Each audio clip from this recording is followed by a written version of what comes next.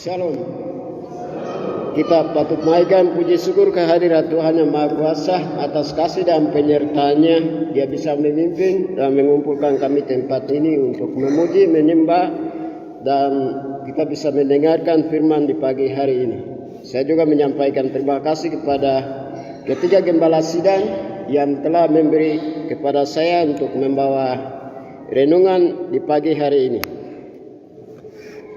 Bapak Ibu Saudara yang dikasihi oleh Yesus, yang punya Alkitab boleh buka di dalam kitab Keluaran pasal 14 ayat 1 pergi ke 14. Kalau yang sudah dapat boleh bacakan.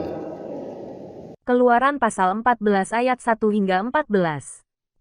Firaun bertindak untuk penghabisan kali. Berfirmanlah Tuhan kepada Musa, demikian, katakanlah kepada orang Israel, supaya mereka balik kembali dan berkemah di depan Pihahirot, antara Migdol dan laut, tepat di depan Baal-Zephon berkemahlah kamu, di tepi laut. Maka Firaun akan berkata tentang orang Israel, mereka telah sesat di negeri ini, padang gurun telah mengurung mereka. Aku akan mengeraskan hati Firaun, sehingga ia mengejar mereka, dan terhadap Firaun dan seluruh pasukannya aku akan menyatakan kemuliaanku, sehingga orang Mesir mengetahui, bahwa akulah Tuhan. Lalu mereka berbuat demikian. Ketika diberitahukan kepada Raja Mesir, bahwa bangsa itu telah lari, maka berubahlah hati Firaun dan pegawai-pegawainya terhadap bangsa itu. Dan berkatalah mereka, apakah yang telah kita perbuat ini, bahwa kita membiarkan orang Israel pergi dari perbudakan kita.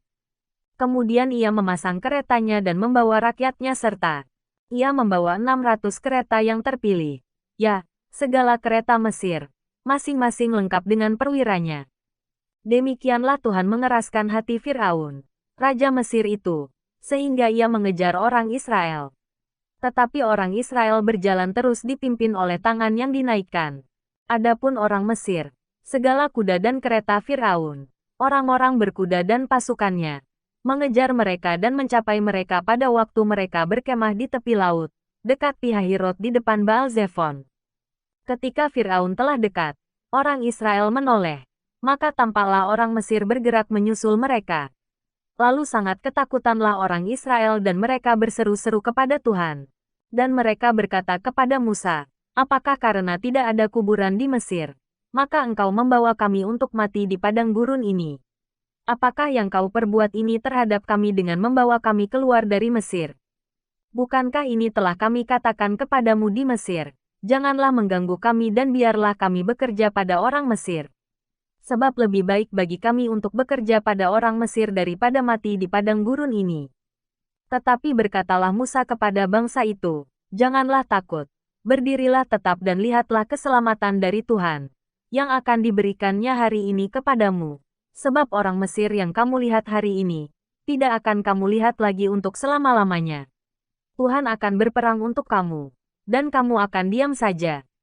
Baik, terima kasih kepada kedua pelayan telah membacakan, kiranya Tuhan memberkati. Bagi yang ini kita memberikan tema, di mana ada masalah, di situ Tuhan hadir untuk menolong. Di mana ada masalah, di situ ada solusi, ada jalan keluar. Menurut kami ini tidak jalan buntu, tetapi di situ Tuhan buka jalan. Bapak Ibu Saudara yang dikasih, tadi kita baca yang terjadi antara Raja Firaun dengan bangsa Israel di Mesir. Ayat sebelumnya kita sudah tahu perbudakan bangsa Israel, 10 tulah. Setelah terjadi mereka keluar dari Mesir dan tiba di tepi laut Teberau. Setelah ayat 1, ayat 2 ini, mereka tiba di laut tepi Teberau. Di situ ada Pihahirot antara Migdol dan tepat di tepi Baal-Zephon, berdekatan dengan di tepi laut di situ. Dan keberadaan ini, ayat 3, keberadaan bangsa Israel itu tercium. Ya, sudah tahu Raja Firaun. Dia sudah tahu bahwa mereka sudah ada di tepi laut Teberau. Dan itu informasi disampaikan oleh intelijen. Intelijen itu kelompok pemikir yang bisa memberikan dena atau peta kepada Raja Firaun untuk mengetahui keberadaan bangsa Israel. Ayat 4, perencanaan pembunuhan bangsa Israel. Jadi di situ ayat 4 ini Tuhan juga mengeraskan hati Raja Firaun sehingga Raja Firaun mengejar bangsa Israel. Jadi tadi mereka sudah tahu merencanakan dari perencanaan ini. Kemudian ayat 6 dan 7 Firaun perintahkan. Jadi ada kelompok pemikir, ada kelompok perencana. Ayat 6 dan 7 itu ada kelompok perintah. Kelompok perintah ini adalah Firaun. Firaun memerintahkan pemusnahan bangsa Israel. Jadi tadi kita baca yaitu 600 kereta kuda dilengkapi dengan perwira. Kalau di Panya ini perwira penghubung itu di bawah Koramil. Jadi Koramil Enaro, Obano, Komopa 3. Dan setiap distrik Koramil itu di bawah perwira, satu perwira. Tapi ayat 6 dan 7 itu dilengkapi dengan perwira, berarti itu diperkirakan banyak orang. Dan tidak terhitung lagi prajurit yang dilengkapi dengan alat perang. Ayat 6 dan 7. Kemudian ayat 8 dan 9 Raja Firaun mengejar dan tiba di tepi laut Tebrau. Ayat 6 dan 7.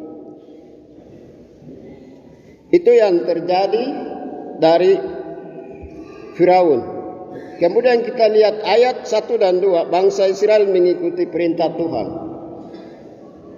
Jadi mereka mengikuti perintah Tuhan dan mereka tiba di tepi laut Tebrau. Tetapi ayat 10 dan 12, karena mereka melihat 6.000 kereta kuda termasuk dilengkapi dengan tentara yang begitu banyak, itu mereka mulai ketakutan. Ada yang berkata, ayat 10 dan 12, takut dan berseru kepada Tuhan. Jadi mereka selain takut, mereka juga berdoa. Kemudian ada yang lain berkata bahwa di Mesir tidak ada kuburan kah? Baru kami bawa ke padang gurun. Kemudian yang lain berkata, lebih baik kita bekerja pada Mesir atau Raja Firaun daripada kita mati di padang. Itu ayat 10 dan 12. Jadi walaupun bangsa Israel itu mengikuti perintah Tuhan, tetapi ayat 10 dan sampai 12, 3 ayat ini, mereka mulai ketakutan karena mereka melihat bahkan juga tentara yang begitu banyak, yaitu 600 kereta kuda yang rencana untuk menghabiskan bangsa Israel. Bapak Ibu Saudara yang dikasihi oleh Yesus, ayat 13 ini, Musa sebagai pengantara, dia katakan, pertama, jangan takut. Jangan takut. Itu mempunyai satu kekuatan yang memberikan untuk keberanian.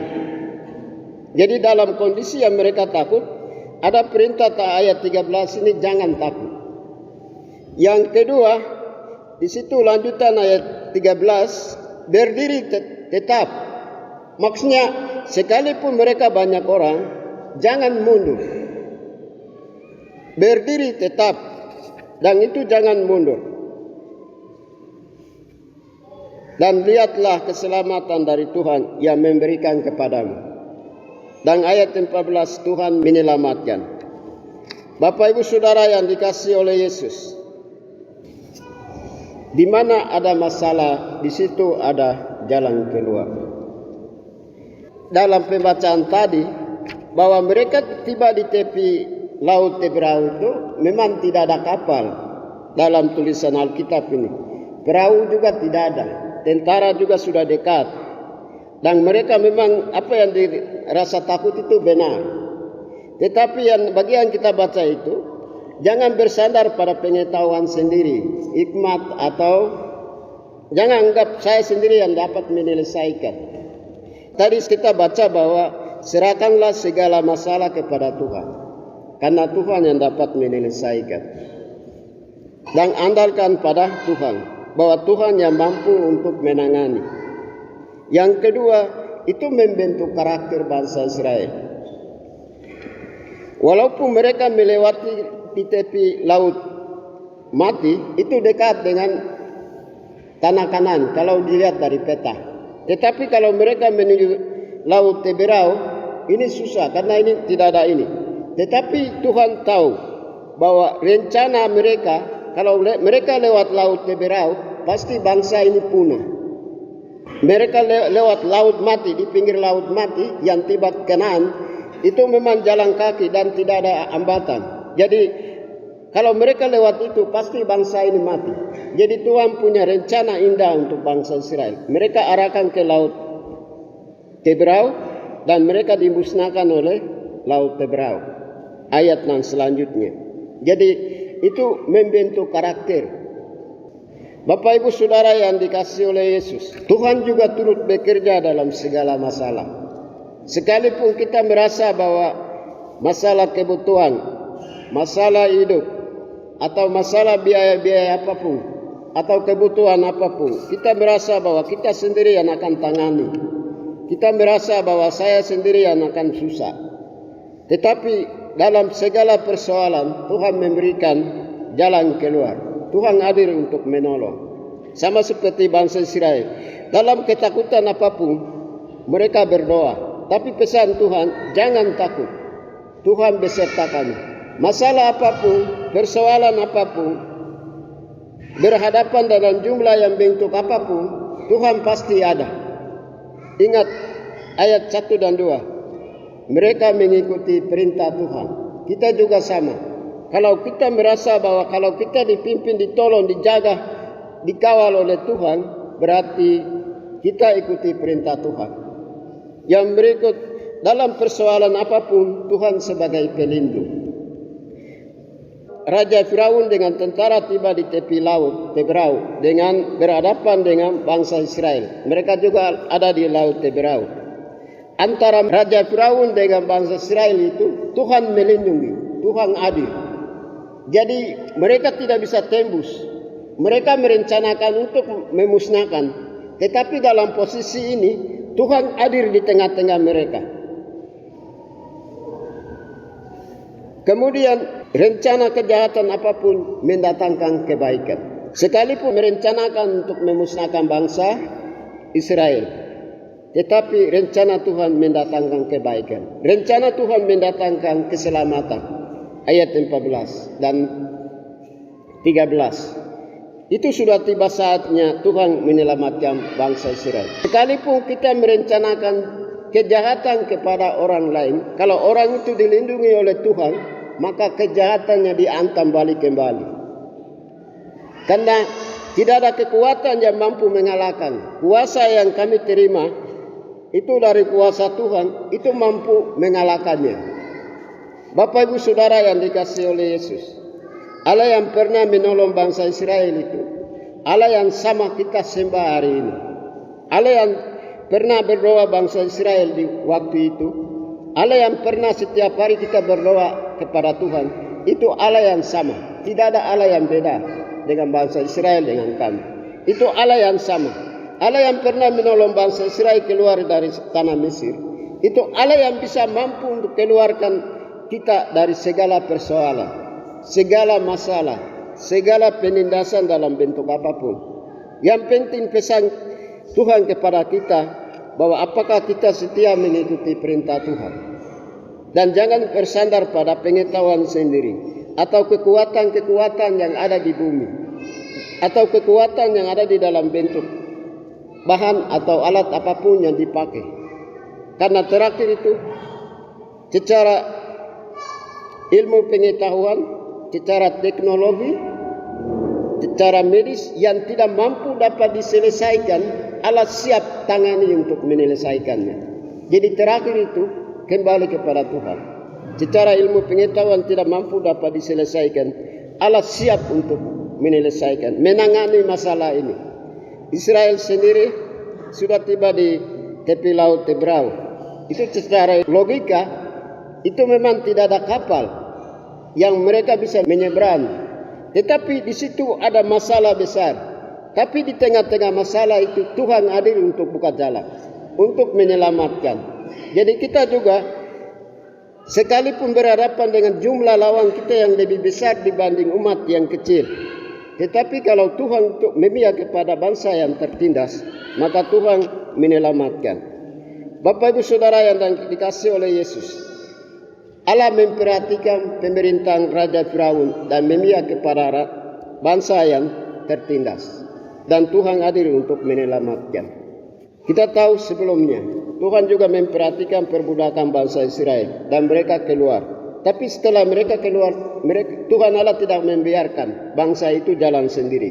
Tetapi Tuhan menyertai, Tuhan akan melindungi dan Tuhan menjaga sampai mereka menyelamatkan. Ayat selanjutnya pasal 15 itu mereka menyeberang. Ayat 15 menyeberang laut Teberau. Itu Tuhan buka jalan.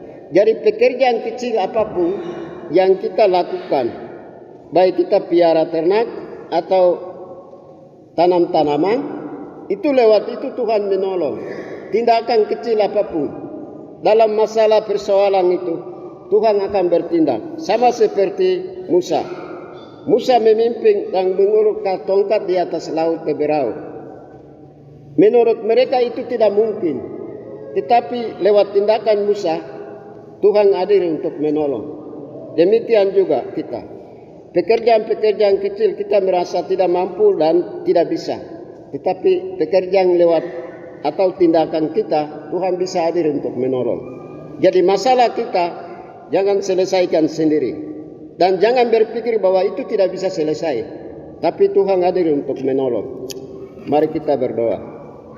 Akhir dari renungan ini kami telah berhenti dan kami bersyukur karena Tuhan tidak membiarkan kami sendiri hidup, tetapi Tuhan bersama kami untuk menolong, menyertai dan memberi jalan keluar, melindungi dan menjaga dalam kehidupan kami. Yang penting kami hidup takut akan Tuhan dan mengikuti perintah-Mu. Ajarlah kami, mengingatkan kami apa yang kami mendengarkan firman. Tidak hanya begitu mendengar, tetapi menjadi pelaku firman dalam setiap saat. Hanya di dalam nama Yesus kami berdoa. Amin. Terima kasih renungan yang begitu indah kepada Bapak Pendeta Jafet. Kami dari jemaat tidak membalas sesuatu apapun, namun Tuhan akan membalas. Baik Bapak Ibu jemaat Tuhan yang Yesus kasihi, mari kita akan masuk dalam nyanyian penutup kemenangan iman 237. Tuhan Allah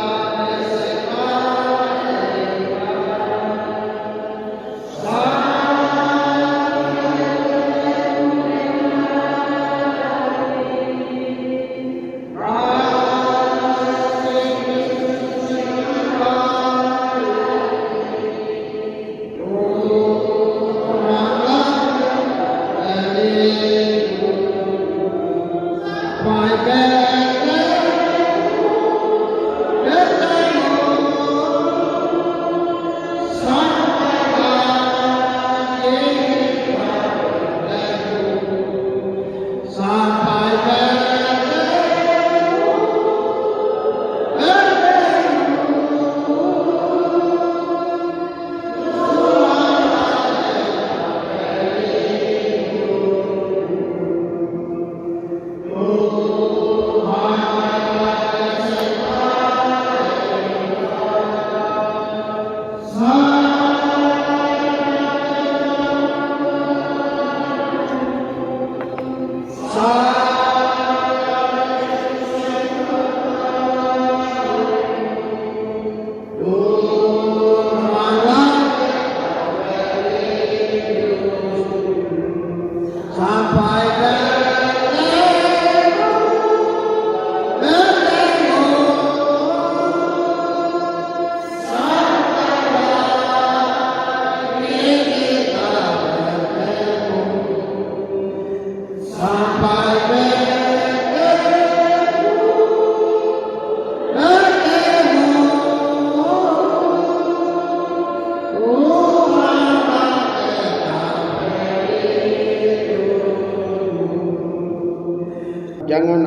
padamu Allah lain di hadapanku.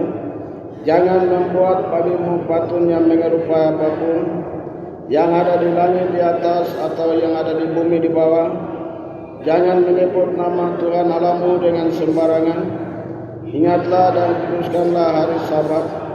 Hormatilah ayahmu dan ibumu. Jangan membunuh, jangan berzina, jangan mencuri, jangan mengucapkan saksi dusta tentang sesamamu, jangan meniru rumah sesamamu, jangan meniru istri atau suami, hambanya laki-laki atau hambanya perempuan, lembunya atau keledainya, atau apapun yang dipunyai sesamamu. Bapa, terima kasih kehadiran Tritunggal dalam peribadatan kami di hari Minggu Raya pagi hari ini. Segala kebenaran firman-Mu tetap kami melakukan dalam kehidupan ini, sehingga kami menjadi pelaku firman untuk mengenangkan hati Tuhan dalam kehidupan kami masing-masing. Berkati semua yang ambil bagian dalam pelayanan di Minggu Raya pagi hari ini, umat-Mu yang sudah hadir. Kami kembali ke dalam dunia nyata, di mana menghadapi pencobaan, di mana menghadapi yang jahat. Tuhan, lepaskan kami daripada yang jahat. Selamatkan kami, buat kami berhasil. Dan Tuhan bersama kami dalam menghadapi semua masalah.